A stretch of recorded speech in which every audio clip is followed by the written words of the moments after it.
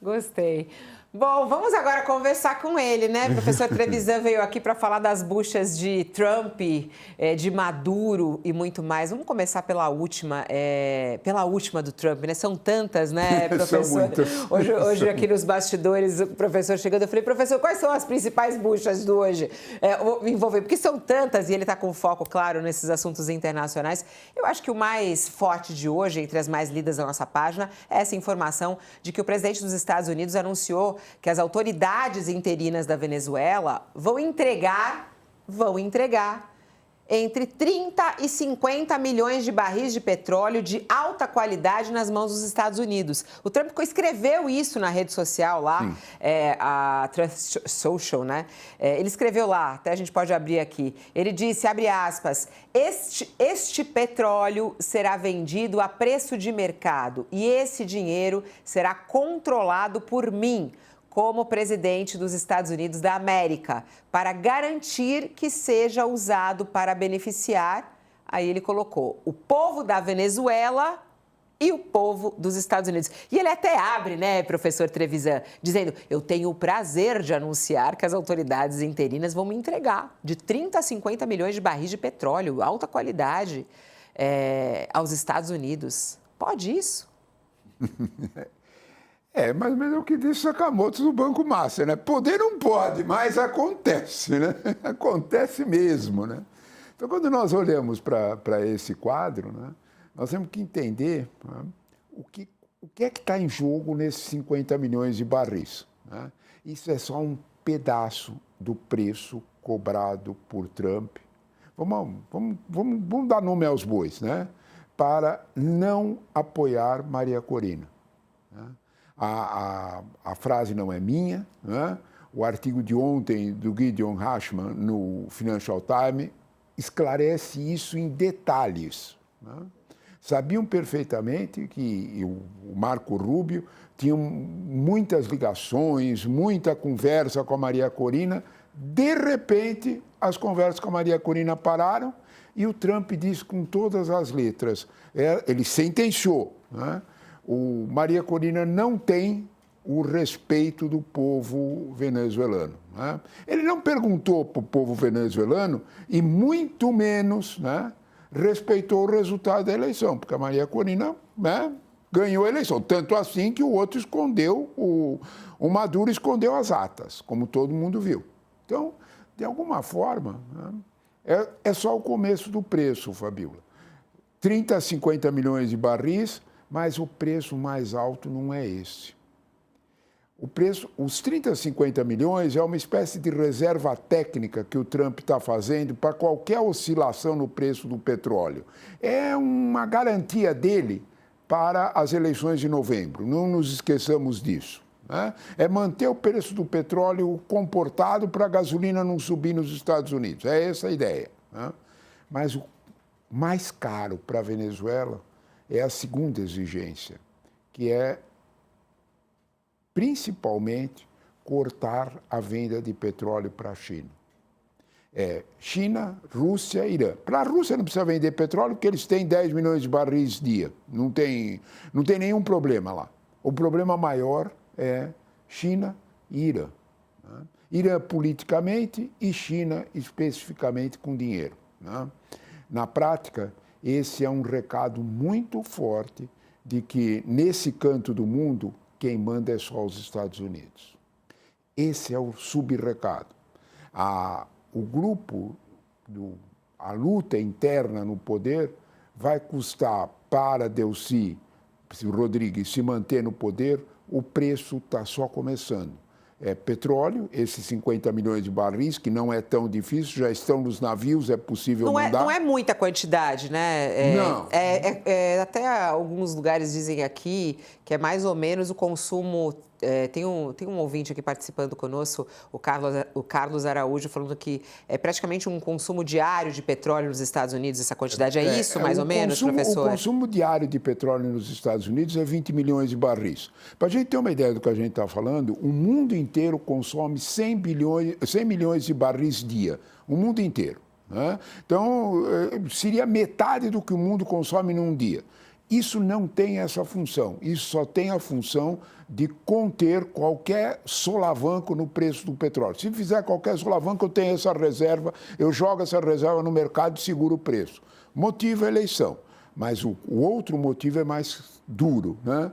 Que é fazer a Venezuela praticamente cortar relações econômicas com a China. Para a Venezuela vai doer muito e é um recado e tanto para a América Latina inteira. Vamos lá, essa forma como ele fala, a gente olhando agora do ponto de vista político também, né, Sakamoto, o tom que Trump fala, né, o tom a gente está falando das redes sociais, foi lá que ele colocou, mas vou receber essa quantidade de petróleo. O que isso significa quando a gente olha de uma maneira mais ampla a soberania, né, Sakamoto? O Trump, ele está deixando claro que quem manda na Venezuela e que quem manda no hemisfério ocidental é os Estados Unidos. Né? Quem manda na DLC, né, no caso também, que está ali. Não, é até mais do que a DLC, porque é o seguinte, o que acontece agora é uma série de países, né? As ações que o Trump está tomando agora não são mais só, diz respeito só à Venezuela, mas são um recado para o resto do subcontinente sul-americano e para a América Latina como um todo. Com a capitulação da Venezuela diante dos Estados Unidos, por exemplo, o México se torna o maior fornecedor de petróleo para Cuba. E os Estados Unidos vai pressionar o México, como já está pressionando o México, pressionando a Colômbia, pressionando os países produtores de petróleo. O Brasil, ele é grande exportador de petróleo, é que a gente é um grande produtor de petróleo também, as pessoas esquecem disso. Mas o Brasil é um grande produtor de petróleo, tem muitas jazidas, né, de petróleo e é um grande exportador. Então, ele começa a mandar um recado, né, para todos os produtores de petróleo da América Latina. Falou, olha, isso aqui vai ter que ser de acordo com meus interesses. E não só a questão do petróleo, mas também de outras riquezas minerais, matérias-primas, commodities. O que incomodava o Trump era a presença, principalmente da China na América do Sul e na América Latina do ponto de vista comercial. A China está produzindo carro aqui, a China está comprando soja, tem um monte de coisa de relação. Vamos lembrar, o Brasil se tornou um grande fornecedor de soja para a China no meio dessa crise com os Estados Unidos, que também fornece soja. Então, é interesse mudar todas essas correlações comerciais. Né? O professor lembrou muito bem, aqui 50 milhões de barris representam 2 dias e meio do consumo nos Estados Unidos. Só que para a Venezuela tem um dado interessante. A Venezuela está extraindo hoje, com o sistema sucateado do petróleo internamente, está extraindo 1 milhão de barris por dia. 30 a 50 significa que, pelo menos para cumprir essa cota prometida por Trump, a Venezuela vai ter que produzir de 30 a 50 dias só para os Estados Unidos. Como isso não acontece, né? Então, ao mesmo tempo, esse recado do Trump significa, vamos ficar aqui por muito tempo, inclusive para que a Venezuela pague aquilo que prometeu para a gente. E aí a gente tem outros paralelos interessantes. Na Ucrânia, o que o Trump obrigou o Zelensky a assinar? Aquele contrato para ceder prioridade, exclusividade na exploração de terras raras lá na Ucrânia. Como o quê? Como uma forma de bancar os custos da guerra. Né? Então, ou seja, o Trump está indo atrás dos recursos minerais, está indo atrás, está garantindo aqui e ali e está deixando claro para o mundo, essa vai ser minha prioridade, não estou nem aí, quem é otário que acredite que é em nome de democracia. A gente falou quem manda, né? Quem manda é os Estados Unidos. Ontem, a presidente interina da Venezuela, eu tô com a Dercy na cabeça, a Delcy Rodrigues, disse que nenhum agente externo exerce poder sobre o país. Disse ela, abre aspas, o governo da Venezuela vigora em nosso país, mais ninguém, não há agente externo que governe a Venezuela. É o seu governo constitucional, o poder popular consolidado. É verdade isso? A minha tia-avó tinha resposta para isso aí. Qual era? Cada um fala o que quer. Cada um fala o que quer. Puro e simples, né? Cada um fala o que quer. Se a gente olhar o que aconteceu com a Venezuela concordo também com o Sakamoto. A Venezuela é um recadão. Né? É um recado bem grande a quem interessar possa. É como se publicasse antigamente no jornal, a quem interessar possa. Né? Se você olhar para a Venezuela tem 3 perspectivas de poder que eu acho que são notórias. Primeiro, né? E eu acho que isso, o mundo está acordando para isso. A primeira é que é interna. Né? o Maduro não foi sequestrado ou capturado, o Maduro foi entregue. Qualquer criança percebe isso. Entregue por quê? Porque se abriu a luta do poder interno na Venezuela. Você tem 3 grupos na Venezuela. Você tem o grupo da Delcy, né? Que é ela e o irmão, que é presidente da Assembleia, o Jorge Rodríguez. Você tem o grupo do Diosdado Cabello, que é o pessoal da polícia política ligado aos agentes cubanos. E você tem o Exército, que é o do padrinho, né? O Exército é sócio no petróleo. Você tem uma segunda dimensão, são 3, que é uma dimensão macro, né? Que é a tal da doutrina Rondo, né? Não é Monroe, é Donroe, né? O que é a doutrina Donroe? É isso que o Sakamoto acabou de dizer, explicar, né? Não tem conversa com ninguém, né? Os Estados Unidos definem o preço e cabe ao resto pagar, né? É uma mentalidade bem clara, né? É uma mentalidade de bucaneiro, mentalidade de pirata. Eu pego e pronto, né? É isso. Essa mentalidade, ela autoriza que os inimigos dos Estados Unidos se comportem dessa forma, os concorrentes, China e Rússia. A China olha para isso aí e encara a Venezuela como um presentão. Como não? Se os Estados Unidos podem fazer isso na Venezuela, eu posso fazer em Taiwan. A Rússia é pior. A Rússia explicitou isso. Ela disse isso, nada mais, nada menos, do que no ambiente da ONU. O professor... Cinismo. É isso, né? A terceira é mais micro. Não podemos esquecer dela. Venezuela também caiu do céu para o Trump, para ele ter algum feito internacional. Ucrânia não deu certo, Gaza muito menos, portanto sobrou a Venezuela para ele dizer e fazer aquele americano que está sentindo que o dinheiro não dá até o fim do mês, porque a inflação aconteceu, está sentindo, não, mas o Trump é um bom presidente, olha lá o que ele fez na Venezuela. Vamos ver se dura até novembro. O professor, ontem a nossa colunista a Mariana Sanches, que daqui a pouquinho está conosco também aqui, ela trouxe uma informação extremamente importante nisso que o senhor falou, de que ele não foi capturado, ele foi entregue. Né? Ontem, a gente falava disso também, a respeito da participação de agentes do próprio governo venezuelano nessa ação americana, infiltrados ou aliados, né? Ou traidores, como alguns também estão chamando. O que a Mariana nos trouxe de informação ontem é que a vice-presidente Delcy Rodrigues e o irmão dela, Jorge Rodrigues, que é presidente da Assembleia Nacional, conversaram por meses com representantes do governo Trump.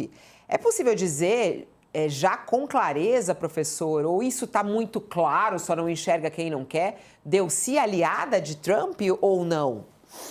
Olha, se você me perguntar se a Delcy quer ser aliada do Trump, eu vou te dizer que ela tem medo. O que a Delcy quer mesmo é ser aliada da Chevron, é outra história. Né? Quando a gente fala de Venezuela e fala de petróleo, Venezuela é igual ao petróleo, né? Sabe, eu estava me preparando, Sakamoto, para a conversa aqui com vocês e eu fui investigar salários na Venezuela. Um oficial médio do Exército ganha 50 a 60 dólares. O salário mínimo na Venezuela é 150 bolívares. 150 bolívares, eu vou falar, vocês não vão acreditar, vocês vão dizer para mim, isso é mentira, Leonardo, não pode ser, não, desculpa, é mesmo. 150 bolívares representa meio dólar, para ser exato. O dólar custa 340 bolívares na Venezuela hoje. Só em 2025, o dólar caiu 78%. Só em 2025. Isso significa que os salários não cobrem nada na Venezuela. Um oficial general da Venezuela 4 estrelas não chega a ganhar 400 dólares por mês. Qual é o drama nesse quadro? Né? Como é que ele complementa o salário? Como é que ele vive bem? Como é que ele compra carro? Como é que ele compra petróleo? Os oficiais na Venezuela, eles são sócios, não só da PDVSA, como da maioria das grandes empresas venezuelanas que têm todas correlação com petróleo. A Venezuela não é um produtor de quase nada. Então, quando a gente olha para isso, petróleo quer dizer isso. Então, a Delcy sabe perfeitamente que se ela fizer um bom acordo com a Chevron, ela mantém os militares quietinhos e do lado dela. É disso que nós estamos falando. Né? A Delcy, ela só é mais esperta, ela só é mais preparada. Mas não dá para dizer que ela é aliada de Trump? Aliada do Trump, ela é mais aliada do Marco Rubio, no sentido de o que ela pretende fazer. Né? Veja bem, a Delcy, no jogo político, eu vou falar, vocês vão dizer para mim, escuta, o Leonardo não brinca com as coisas. A Delcy fala inglês, o que quer dizer uma coisa inédita por lá. Né? Fala inglês, ela e o irmão falam inglês, estudaram nos Estados Unidos, o irmão é psiquiatra e ela é advogada. Né? Estudaram nos Estados Unidos e ela andou pela França, ela fala francês também. Que detalhe importante, né? Detalhe fundamental. Né? Para entender o jogo, tem uma visão mais mundo. É exatamente o que disse o ex-executivo da Chevron. Né? Ela é mais qualificada para quem, né? Agora, professor, em relação a essa história do petróleo, né, a gente falou sobre essa fala do Trump, de ele falar que vai receber essa quantidade de barris, mas ele determinou também que, nesse momento, a Venezuela corte o fornecimento de petróleo para a Rússia, China, Irã e Cuba. Né? China é o maior, né, comprador de petróleo. O que significa essa determinação? 60% do petróleo venezuelano é vendido para a China. Isso não quer dizer nada, 90% da nossa soja também é. Né? Então, porque a China é uma grande compradora. Né? Aí nós temos um acerto que é bem Marco Rubio, né? Principalmente Cuba. Né? O alvo é chegar nas eleições de novembro, talvez com o grande cacife de dizer nós derrubamos o governo de Cuba também. Porque se efetivamente a Venezuela cortar o fornecimento de petróleo para Cuba, a situação em Cuba fica dramática. Né? Porque é o básico para eles gerarem energia para tudo. Né? Aquele navio que no começo de dezembro foi arrestado, o Skip, né? Aquele navio tinha 1 milhão de barris de petróleo destinados exatamente a Cuba. Né? Foi por isso que ele foi apreendido. Né? O único navio efetivamente apreendido. Esse quadro dá um sinal para nós do que é que os Estados Unidos pretendem. Voltamos àquelas 3 perspectivas. Né? É a doutrina Monroe. Né? O hemisfério ocidental é nosso. O hemisfério ocidental, isso quer dizer, nós vamos tomar conta do nosso quintal. Não tem mais Venezuela e não tem mais Cuba também. Se conseguir isso, ele vai ter um cacife eleitoral em novembro monstruoso, em especial em relação aos hispânicos, que já votaram em Trump, se arrependeram, mas se ele conseguir quebrar Cuba, vão voltar a votar. Professor, dentro desse cenário, né, principalmente os movimentos ligados à extrema-direita em vários lugares do mundo, no Brasil, na Argentina, aqui na América do Sul principalmente, saudaram os bombardeios e a prisão do Maduro como um grande ato pela democracia. Né? Como é que o senhor, passado esses dias, assentado toda essa poeira, como é que o senhor responde a isso? Olha, eu vou te responder de um jeito que me interessa, tá? Todo mundo faz o seu cantinho, eu vou fazer um jeito que interessa. Sabe o que nós estamos precisando, Sakamoto, de verdade? Um cursinho rápido de direito internacional para muita gente, para político, apresentador de televisão, né? Porque o que aconteceu na Venezuela é a ruptura da Carta da ONU. Sabe, a gente fala a Carta da ONU, é uma coisa lá para trás, a gente parece que não percebe. Sabe o que tem a ver Carta da ONU? 60 milhões de mortos. É isso que tem a ver Carta da ONU. Carta da ONU é de 45, 46, quando o mundo estava muito assustado com o volume da destruição na Segunda Guerra. E aí se impôs a ideia que é bem simples, né? 2 coisas. O que está escrito na Carta da ONU? Você não invade a casa do teu vizinho. É a primeira coisa que está escrita na Carta da ONU. Segundo, você não interfere nos assuntos internos do teu vizinho. Foi isso que foi feito. Você invadiu a Venezuela e escolheu como é que a Venezuela vai ser governada. Então, quando você olha para isso, você diz assim, olha, rompeu-se um princípio, essa ruptura de princípio. Sabe, Sakamoto, eu faço um pedido para as pessoas que estão, assim, mais ou menos desinformadas sobre isso. Dá um Google no artigo do Celso de Mello. Sabe quem é Celso de Mello, né? Ex-ministro do Supremo, uma autoridade em direito internacional. Dá uma lidinha, o artigo dele está bem clarinho. É só botar lá no Google. Celso de Mello, artigo Relações Internacionais. Vai aparecer. Ele explica direitinho o que significa você controlar esses ímpetos de mandar na casa do outro. O quanto isso significa ruptura de princípio democrático. Sabe por quê? Eu tenho uma conversinha, né? Um recadinho.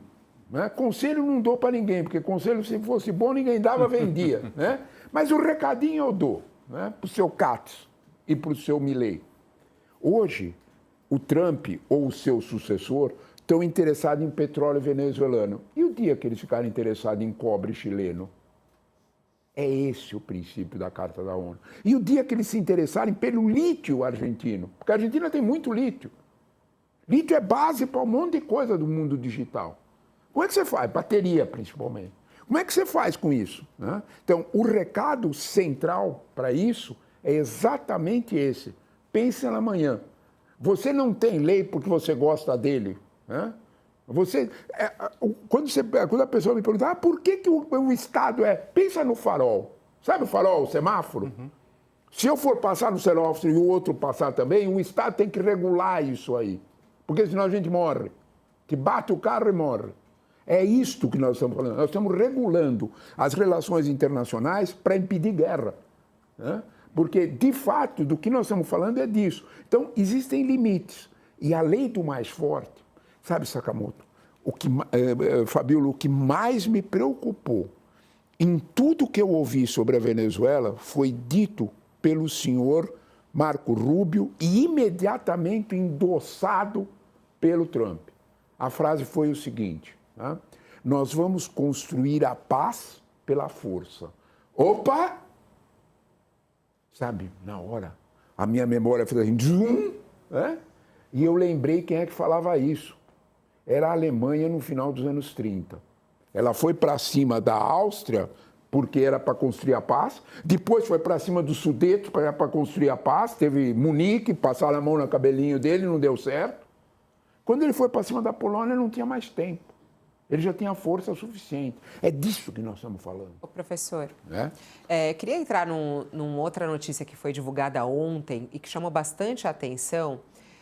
Isso foi publicado pelo jornal The New York Times inicialmente, mas depois foi repercutido em vários lugares. O governo Trump recuou da acusação de que Nicolás Maduro era chefe do cartel de drogas. Né? O documento foi revisado e classifica cartel de Los Soles de sistema de clientelismo, em vez de facção criminosa real. Essa foi uma mudança, né, feita pelo Departamento de Justiça dos Estados Unidos, que recuou dessa afirmação que Trump falou inúmeras vezes, né, que ele era um narcotraficante, e agora muda essa acusação envolvendo esse cartel de drogas. Por que essa mudança e o que isso significa, professor, na condenação, né, que pode vir aí para Maduro lá nos Estados Unidos? Primeiro de tudo, isso significa a razão pela qual um juiz federal americano autorizou de que Maduro estava cometendo um crime. Né? Ele era narcoterrorista. Né? Vamos explicar o que quer dizer cartel de Los Soles, porque senão a gente entende mal a expressão. Cartel de Los Soles foi uma brincadeira, foi uma imagem da imprensa venezuelana para... quando ainda tinha uma imprensa venezuelana mais aberta, né? Contra o Maduro e contra os militares venezuelanos. Né? Assim como os militares brasileiros, americanos, franceses usam as estrelas no ombro, os militares venezuelanos usam sóizinhos, pequenos soles nos ombros. Então, cartel de Los Soles significava aquela parcela de dinheiro que os militares pegavam do petróleo. Era uma imagem. Não tem pouco a ver com narcotráfico. Pode ser que um ou outro militar, na sua jurisdição, para fechar os olhos na passagem da cocaína, porque a Venezuela não produz cocaína, ficasse cobrasse algum preço. Quartel de los Soles era exatamente essa palavra que você usou. Né? Era uma cobrança ilegal, né? Era um clientelismo. Né? Chamar isso de narcoterrorismo era um absurdo. Por que a Casa Branca recuou? Né? Onde é que está isso? Por que ela recuou? Quando a embaixada venezuelana contratou os advogados que contratou para defender. Esses advogados são grandes, poderosos. Os advogados vão esfacelar a acusação. Né? Eles não são quaisquer advogados, eles são bem importantes no contexto americano. Né? Inclusive, 2 deles já foram ligações com deputados e senadores republicanos. São advogados importantes nos Estados Unidos para defender o Maduro. Portanto, isso iria aparecer. Né? E eles têm poder para isso, fazer isso aparecer no New York Times, no Los Angeles Times e assim por diante. Então, de alguma forma, não tinha outro jeito a não ser recuar dessa acusação que era ridícula, absurda. Mas isso vai melhorar a situação do Maduro? Ah, sem dúvida. Sem dúvida. Diminuir tempo de pena? Diminuir o tempo de pena, eu não sei te dizer. Né? Talvez precisaria analisar essa situação concreta. Eu não sei que tipo de acusação concreta ainda não teremos. Nós teremos na audiência de 17 de março, em que a Procuradoria vai apresentar, porque é uma situação um pouco inusitada. A prisão do Maduro se deu por uma denúncia de 2020. Não é uma denúncia de agora, é uma denúncia de 2020 no mesma acusação de narcoterrorismo. Né? Não segundo o governo, um promotor, que aliás o Trump já retirou da promotoria, né? Elmi Wolf, né? Era o nome desse promotor, ele cometeu, e é uma pessoa muito transtornada, para usar uma palavra mais calma, é aquelas pessoas muito agressivas, né?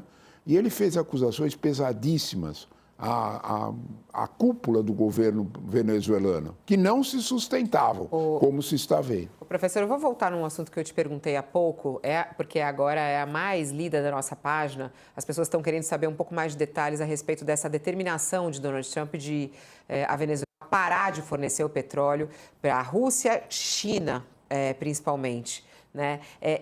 Qual vai ser o impacto disso? A gente estava falando há pouco, né? Além disso, Irã e Cuba, né? Rússia, China, Irã e Cuba. A China é a maior importadora de petróleo da Venezuela. Eu queria lhe perguntar qual é o impacto disso para a China e para a Venezuela, dessa determinação de Donald Trump? Primeiro de tudo, a Venezuela produz muito pouco, como disse o Sakamoto, são 900 mil barris, dá menos de 1% do que se consome diariamente no mundo. Né?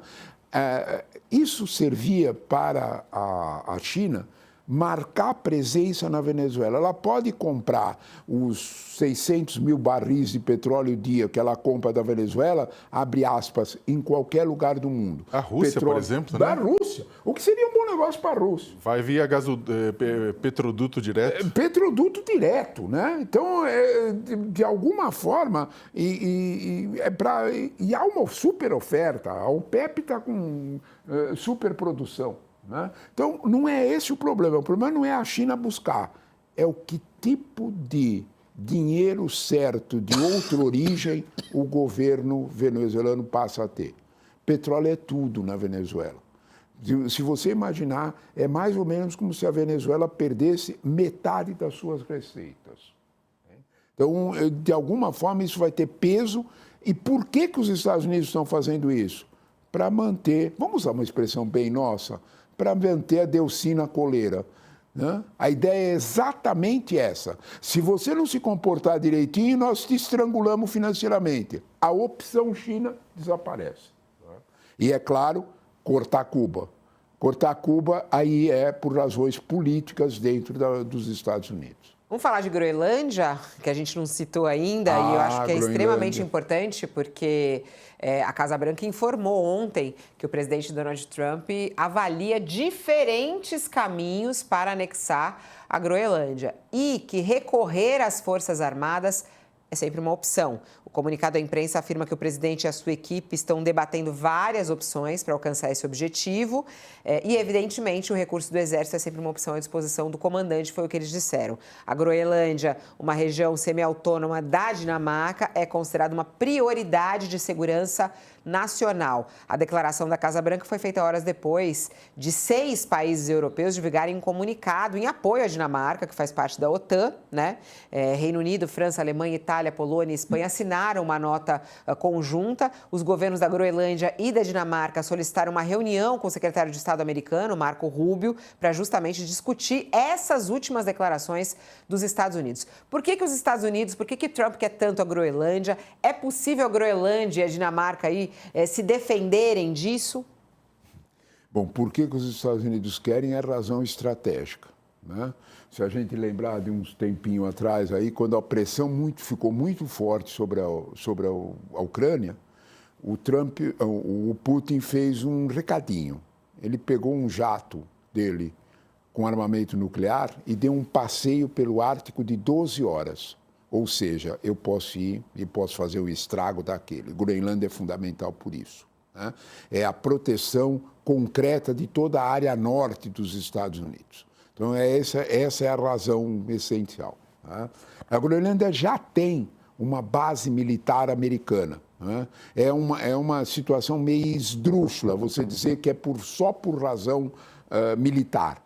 A Groenlândia está descongelando, esse é o ponto. Embaixo do solo da Groenlândia tem também terra rara. Embaixo do solo da Groenlândia tem uma infinidade de riqueza com minerais. É esse o alvo. O alvo não é só estratégico, ele existe, mas os Estados Unidos já têm uma base militar lá. O alvo é dinheiro, né, para variar, né? E é claro que nós temos um impedimento, você mencionou, Fabiola, né? Quando a gente fala de Groenlândia, a gente tem que ter um impedimento concreto. Se os Estados Unidos atacarem a Groenlândia, o ato contínuo disso é que acabou a OTAN. Porque você não tem o que fazer com o artigo 5º da OTAN. O artigo 5º da OTAN diz o seguinte: se alguém da OTAN for atacado, se um país for atacado, isso é como atacar os 30 países da OTAN. Se os Estados Unidos atacarem, não a Groenlândia, a Dinamarca, porque a Groenlândia pertence à Dinamarca, seria como atacar a OTAN inteira, né? Então, como é que a OTAN vai se voltar contra os Estados Unidos se os Estados Unidos é o grande protetor contra a Rússia? A confusão aumenta muito, né? Então, portanto, esse assunto é especialmente delicado. O que Trump vai fazer realmente sobre isso é difícil dizer, mas que, de alguma forma, o episódio da Groenlândia é uma espécie de... Sabe aquela espada de Damocles, aquela espada na cabeça, né? Principalmente da Europa, não há dúvida nenhuma que é. Professor, a gente fala tanto sobre as estratégias militares, as estratégias econômicas, e pouco a gente fala, né, do presidente Donald Trump, e pouco a gente fala sobre os venezuelanos, né, e o que eles estão vivendo, né, a situação trágica do país como um todo. O senhor vê a curto prazo, a médio ou a longo prazo, né, com mudanças aí que os Estados Unidos querem promover na Venezuela, uma melhora da vida das pessoas na Venezuela? Como é que o senhor vê a situação dos venezuelanos? Como é que o senhor vê a situação social da Venezuela hoje? Primeiro de tudo, você tem toda a razão. A gente fala disso, fala de geopolítica, como fala se fossem tudo números, daquilo. né? Eu fico muito impressionada como a gente olha, né? Olha para os números. Tem 30 milhões de pessoas na Venezuela. Tem quase 8 milhões de venezuelanos no exílio, né? Tem aqui, os números são variados, mas entre 500 e 800 mil só no Brasil. Tem 3 milhões na Colômbia, né? Do que vive o venezuelano? Eu estava comentando com vocês que o salário mínimo na Venezuela é 150 bolívares, desde março de 22. O número tão fresco na minha cachola porque eu fiquei olhando a mesma pergunta que você, eu fui pesquisar isso aí. 150 bolívares, meio dólar, não compra nada. 60% dos venezuelanos, Fabíola, vivem de cesta básica oferecida pelo governo. Aí é que está o controle. O controle está exatamente aí. A miséria. A cesta básica para 4 pessoas, que chega para um consumo mensal, ela custa aproximadamente $500. Porque tem custo, aquela comida, o papel higiênico, tudo que vem dentro da cesta básica. Isso valeria mais ou menos um custo em torno de R$3.000. É evidente que nenhum venezuelano pobre pode comprar isso se ele ganha 150 bolívares por mês. Nenhum oficial militar pode comprar a cesta básica ganhando $60. Para pensar nisso. Então, a situação crítica é de um Estado em que a gente olha para o poder venezuelano e imagina que ele é só com a briga com os Estados Unidos. Não. O poder venezuelano usa a fome para poder manter o controle da sua sociedade. O dinheiro do petróleo não vai para essa sociedade. Aquele conselho que o Sakamoto acabou de dar, né? Olha, presta atenção o que está acontecendo com a grana do Banco Master. Né? Você é aposentado, você pegou o teu dinheiro e o Banco Master compra mansões. Pensa nisso em termos do que você me perguntou da Venezuela. 60% dos venezuelanos só comem aquilo que o governo der. Se eu for bem comportado com o governo. Se eu não for bem comportado com o governo, não ganho a cesta básica. Aí é fome. Quando se olha para isso, a gente opera a ideia de uma ditadura apenas no valor político. Ela tem um valor social que é fundamental para um país que poderia ser muito rico. A Venezuela já produziu 3,5 milhões de barris de petróleo dia no começo dos anos 2000. Era uma outra realidade. Esse contexto, de alguma forma, tem que ser lembrado quando a gente fala do drama venezuelano, não é a relação da Delcy com o Marco Rubio. É isso que você lembrou, muito bem lembrado. Como é que é o dia a dia, como é que é o cotidiano do povo venezuelano. Uma situação bem difícil. Muito triste. O professor, para a gente amarrar aqui essa história, já que o professor ele tem que ir embora, ficou uma horinha conosco, mas valeu super, porque a gente trouxe vários pontos importantíssimos. O destaque de hoje é em relação a essa história do petróleo. Inclusive, tem queda aí no preço do petróleo, segundo as informações que a gente está vendo, né? Deve mexer com o preço do petróleo. Hoje a gente não está numa situação muito de carência de petróleo, né? Muito pelo contrário. Muito tem pelo super contrário, oferta. de abundância, mas aí o preço do petróleo está caindo diante dessas questões, né, professor? Sim, porque o que acontece, primeiro de tudo, não é que se fez uma expectativa forte de que haveria uma imediata influxo de capitais, entrada de capitais na Venezuela e uma modernização. Isso vai levar anos, não é? Isso não é instantâneo. Então, de alguma forma, claro, as petrolíferas americanas vão ser mais vantajosas para entrar lá. Tudo isso no terreno da boa vontade, né? Tudo isso no terreno do ideal, né? A realidade é outra. O que a realidade sinaliza? Tem muito petróleo. O motivo principal que tem muito petróleo, sabe qual é? A China está bebendo menos petróleo. A China tem deflação. A China, a gente olha para a China de um jeito errado, né? A China está fazendo o mundo inteiro comprar a produção dela porque ela está tendo deflação. A China está recuando, a China está pondo ordem na casa, e quando você põe ordem na casa, com gastos fora da medida, dói, né? E você tem que entender que o chinês é um sujeito curioso. O chinês não gasta, o chinês poupa. 40% da grana na China é poupada do salário. Então, está sobrando porque eles estão comendo menos petróleo, estão consumindo menos petróleo. O mamando menos foi muito bom. Exatamente. Ô, professor, pra gente agora é para amarrar mesmo, porque eu ia falar para amarrar e eu soltei outra. Para amarrar mesmo, só puxando uma sardinha um pouquinho em relação ao Brasil, a gente viu o posicionamento do presidente Lula, né, num primeiro momento muito indignado com esse ataque, depois segurou um pouco mais, até porque ele também estava aí no seu recesso, talvez agora volte a falar. E há uma preocupação da relação, né, entre Lula e Trump, porque eles estavam super amiguinhos, né, estavam amigos. Será que a situação da Venezuela? Será que Maduro vai atrapalhar essa relação entre Lula e Trump? Qual é o perigo disso? Como é que o senhor vê a diplomacia? Aí a gente não está falando da diplomacia do Brasil, mas é a diplomacia de Lula em relação a esse caso. Primeiro de tudo, a gente tem que entender que o Lula usou muito bem os 39 segundos de amor. Né? Ele usou como ninguém. Né? Ele conseguiu não só que o rapaz casasse, ele conseguiu que o rapaz comprasse apartamento no nome dele. Né? Então, foi isso que aconteceu. Né? O Lula conseguiu, de alguma forma, que o Brasil defendesse seus interesses naquilo que mais era importante para nós, né? Que eram as tarifas nos Estados Unidos e a relação direta que os Estados Unidos têm com o Brasil. Né? Compra, venda e interesses econômicos e tecnológicos. Ótimo. Tem cadeia integrada de produção, o Lula protegeu isso aí.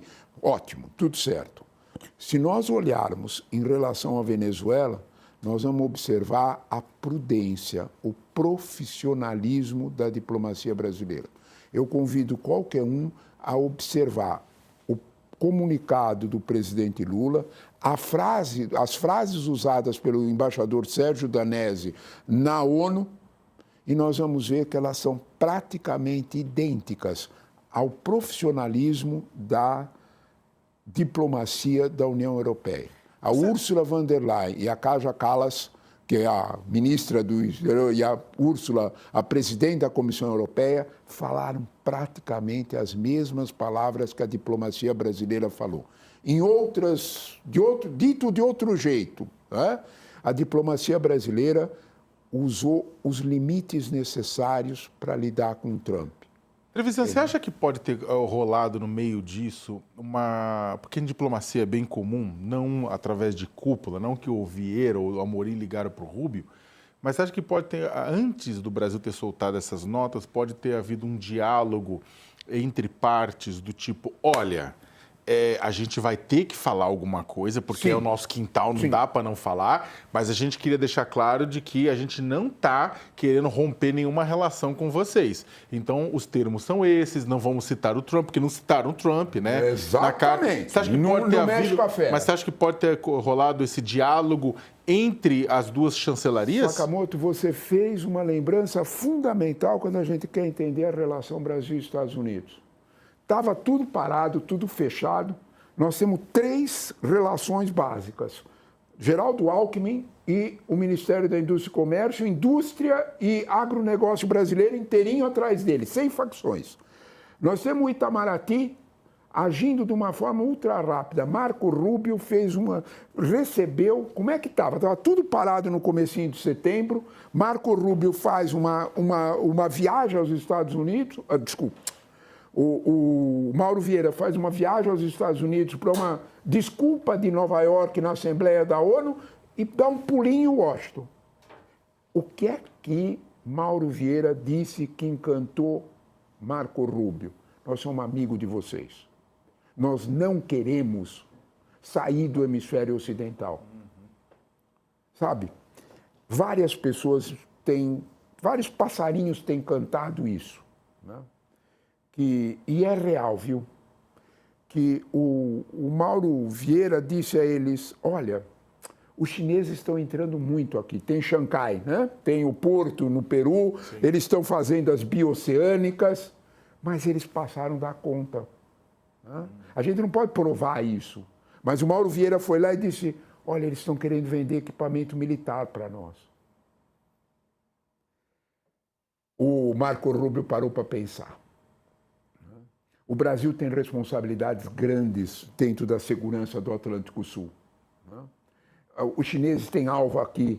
Isso sim afetaria a política de segurança, a estratégia de segurança nacional dos Estados Unidos.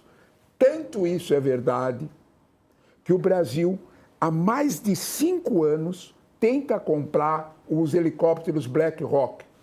Nunca os Estados Unidos venderam. Como por milagre. No meio dessa crise tarifária, não só os Estados Unidos venderam 12 helicópteros para o Brasil, como já entregaram 4. New York Times. Quando você pega, está lá, ó. Né? Foram entregues. Em outras palavras, né? A diplomacia brasileira aproveitou a oportunidade. O Brasil sabe fazer isso desde Getúlio Vargas. Pensa um pouquinho em Volta Redonda. Então, eu acho que a tua pergunta é básica. Como é que é o mecanismo desse processo? Né? A diplomacia brasileira foi profissional e cuidou dos nossos interesses, melhor para nós. O professor Leonardo Trevisan, professor da SPM de Relações Internacionais, que está conosco aqui, tem que ir embora porque ele tem agenda importante. Mas, professor, muito, muito agradecida por estar aqui conosco hoje. Muito obrigada por compartilhar seus conhecimentos. São tantas mensagens que vão chegando por aqui. Falar, poxa, ele podia vir todo dia no All News. É só ele quiser. Se ele quiser, está aqui todo dia. Muita gente mandando aqui abraço ao senhor, porque é muito legal a gente... Você falou um cursinho rápido, ele abriu o programa falando isso. Todo mundo tinha que fazer um cursinho rápido sobre direito internacional. E é muito, vamos dizer assim, é um privilégio para nós poder receber aulas ao vivo aqui no UOL com o senhor. Muito obrigada, até. Eu é que agradeço a conversa. O Sakamoto contigo, Fabíola, porque faz a cachola funcionar. Olha essas perguntas que o Sakamoto fez, que você fez, faz a cachola funcionar. Isso é que é muito bom, isso é gostoso. Muito bom. Para quem está conosco na TV é um intervalo, mas a gente segue pelo YouTube com o nosso UOL News. Pode continuar conosco aí no nosso YouTube, que a gente traz muitas informações para você. Bom, e vamos falar sobre o ex-presidente Jair Bolsonaro e as decisões tomadas por Alexandre de Moraes. O ministro do Supremo Tribunal Federal, Alexandre de Moraes, ele voltou atrás, de certa maneira, na decisão de autorizar o ex-presidente a fazer exames num hospital. Ontem à noite, a defesa do ex-presidente Jair Bolsonaro havia pedido para que Alexandre de Moraes liberasse Bolsonaro para fazer exames em um hospital depois que ele sofreu uma queda durante a noite na sua cela na Superintendência da Polícia Federal.